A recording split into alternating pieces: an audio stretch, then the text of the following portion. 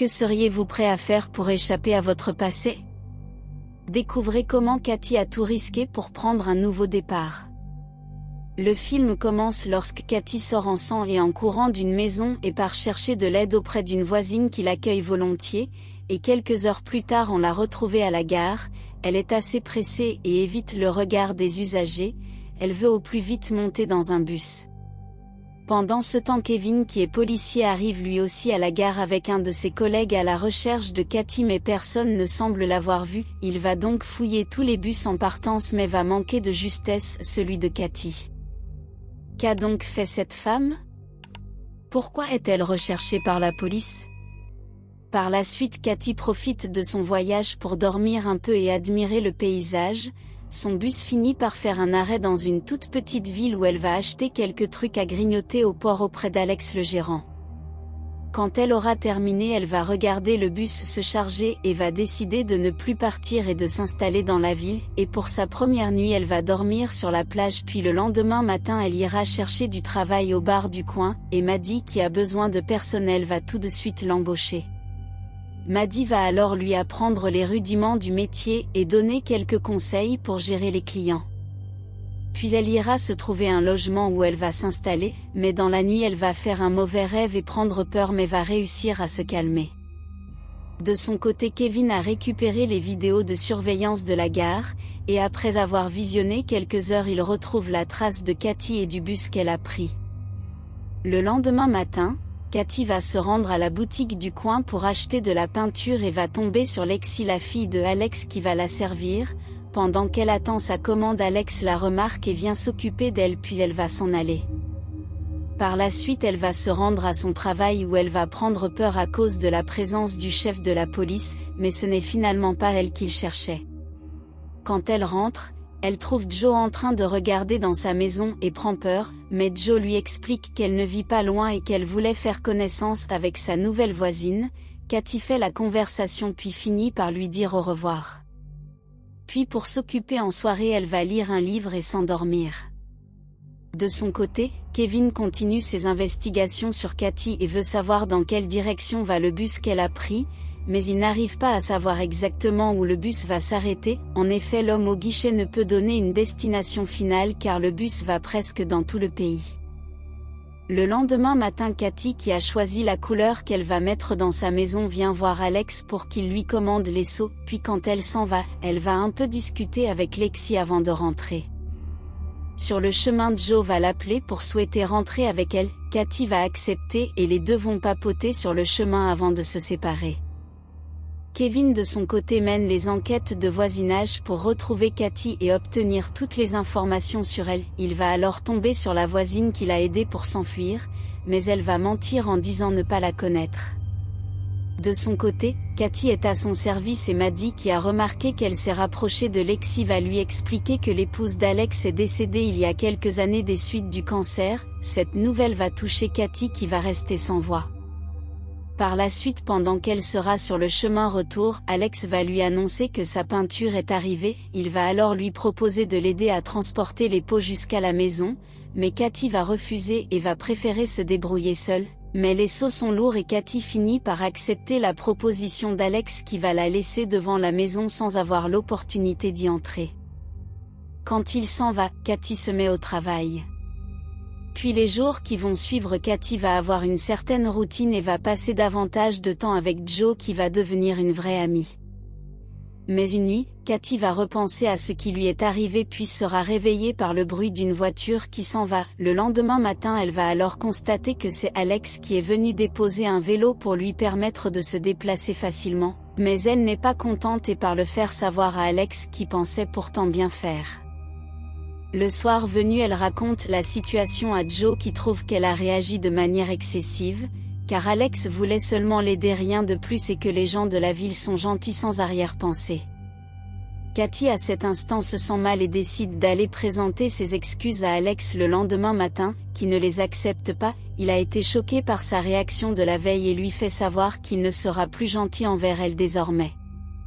Par la suite, un bus fait un arrêt et Cathy se cache des touristes jusqu'au moment où elle voit Josh, le fils d'Alex, tomber à l'eau. Alex court le sauver pendant que Cathy reste auprès de Lexi. Puis avant de se séparer, Alex la laisse prendre le vélo et Katie va l'utiliser pour rentrer chez elle. De son côté, Kevin est obnubilé par son affaire et ne veut pas s'intéresser à une affaire de meurtre que son collègue vient lui présenter, puis il va lancer un avis de recherche contre Katie qui est suspectée de meurtre.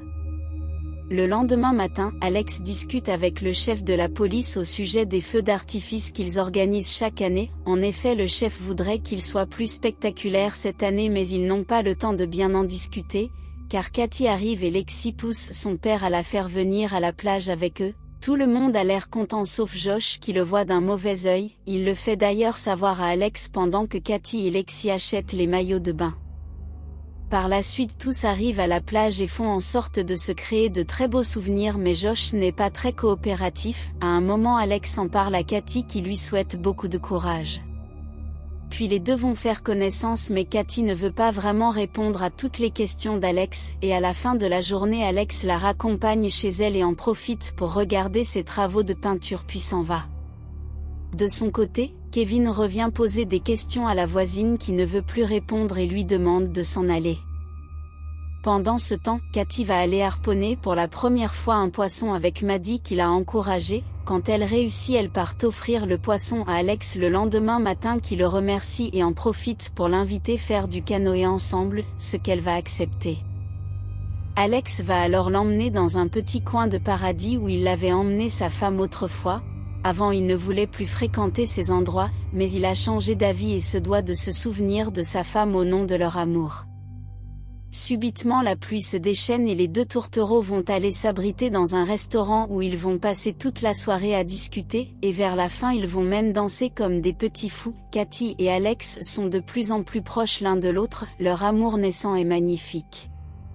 Tout d'un coup, Red arrive pour les chercher et déposer Katie chez elle, et quand ils y sont, Alex retient Katie qui veut rentrer dans sa maison et l'emmener derrière un arbre pour pouvoir l'embrasser à l'abri des regards de Red qui a tout compris à leur petit jeu. Alex et Katie vont s'embrasser tendrement avant de se séparer. Quand Alex arrive chez lui, il part border Lexi avant d'aller dans sa grange où se trouve le bureau de sa défunte femme. Il relit toutes les lettres qu'elle a écrites en avance pour les cérémonies et est surpris par Josh qui lui fait savoir qu'il n'a pas le droit d'être là car c'est le bureau de sa mère puis s'en va.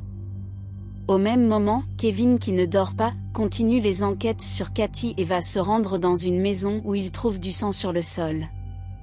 Le lendemain matin, Katie qui est à son service repense à la façon dont sa voisine l'a aidée au point de lui donner un peu d'argent pour son voyage, alors elle décide de l'appeler pour lui faire savoir qu'elle est en sécurité. Quelques minutes après, Alex arrive au restaurant pour embrasser Katie devant tout le monde. Au même moment, Kevin se réveille et constate que la voisine a menti et qu'elle connaît Katie, mais elle ne le laisse pas rentrer chez elle et lui demande de s'en aller. Quelques heures plus tard, Katie raconte tout ce qui s'est passé à Joe avant d'aller rejoindre Alex au restaurant pour leur rendez-vous où ils vont bien s'amuser. Quand les deux rentrent, Katie propose à Alex d'entrer une seconde, il accepte et une fois à l'intérieur les deux vont prendre du bon temps. Le lendemain matin, Alex va se rendre au poste de police pour discuter avec Red des feux d'artifice qu'ils doivent organiser, mais Alex remarque la photo de Katie qui est sur les avis de recherche et la retire pour aller confronter Katie qui travaille. Katie est surprise par sa découverte et essaie de lui expliquer la situation, mais Alex est tellement en colère qu'il ne veut rien entendre et lui demande de s'en aller. Pendant ce temps, Kevin arrive au bureau et est convoqué par son chef qui veut lui parler de son comportement. En effet, il a lancé un avis de recherche contre Katie alors qu'il n'aurait pas dû le faire, mais Kevin explique qu'il doit la retrouver avant tout. Mais pour le chef, ce n'est pas comme ça. Il n'est pas en train de rechercher une meurtrière mais sa femme. C'est alors que toute l'histoire prend un sens. En effet, un soir où Kevin rentrait chez lui saoul une fois de plus, Katie l'a accueilli convenablement et les deux sont passés à table. Mais à un moment, Kevin se fâche car sa femme a enlevé la bouteille de vin. Elle essaie de se rattraper mais il perd le contrôle et se met à lui faire du mal au point où elle va lui planter le couteau pour s'enfuir et sauver sa vie. De retour dans le présent, Katie fait ses valises pour s'en aller et Joe essaie de l'arrêter mais elle n'y arrive pas. Katie va alors lui lancer des mots blessants et les deux se séparent fâchés. Alex de son côté a changé d'avis et va retenir Katy qui est sur le point d'embarquer. Il veut connaître la vérité sur son passé et est prêt à la protéger peu importe ce qui arrive. Katy a peur mais accepte de rester auprès de lui. Les deux vont rentrer et Katy va tout raconter à Alex sur son calvaire, il va la consoler. Quelques heures plus tard, Kevin qui a été suspendu va aller fouiller la maison de la voisine pour trouver un indice qui va le mener à Katy et il tombe sur le message vocal que Katy lui a laissé, alors il note l'adresse et se met en route pour la petite ville. Le lendemain matin, Katy se réveille dans une maison aimante où tout le monde est content de la voir, même Josh trouve la situation super. À cet instant Katy n'imagine pas que Kevin est dans sa ville, et il va d'ailleurs se rendre à la boutique où il va trouver Lexi au service. Il va même en profiter pour lui demander si elle ne connaît pas Katy qui est sur la photo, mais Lexi va dire non puis il va s'en aller et net après Alex va venir chercher Lexi pour la parade. Kevin qui a perdu la tête va continuer à chercher Katy dans toute la ville et va la retrouver en train de danser avec Alex, ce qui va beaucoup l'énerver, surtout quand il va la voir embrasser Alex, et Joe qui observe la scène sans le danger. Quelques heures plus tard tous sont rentrés et Alex et Josh vont s'occuper des feux d'artifice et laissent Katy à la maison avec Lexi qui ne se sent pas bien, et pendant que les filles attendent le feu d'artifice, Katy s'endort et Joe vient la voir dans son rêve pour lui faire savoir que Kevin est dans la ville et qu'elle est en danger. Alors elle se réveille et trouve Kevin dans la boutique, il veut lui parler et Katy l'emmène dehors pour mettre Lexi en sécurité. Kevin veut la récupérer et essaie de la convaincre de rentrer avec lui, mais Katy ne veut pas et lui demande de partir. Kevin s'en va et Katy retourne dans la maison et met Lexi à l'abri puis part appeler Alex, mais il ne décroche pas. Elle voit alors à l'extérieur Kevin qui verse de l'essence sur la maison pour la faire brûler, mais avant qu'il ne mette le feu elle réussit à l'arrêter et l'embobine pour le calmer et le jeter à l'eau.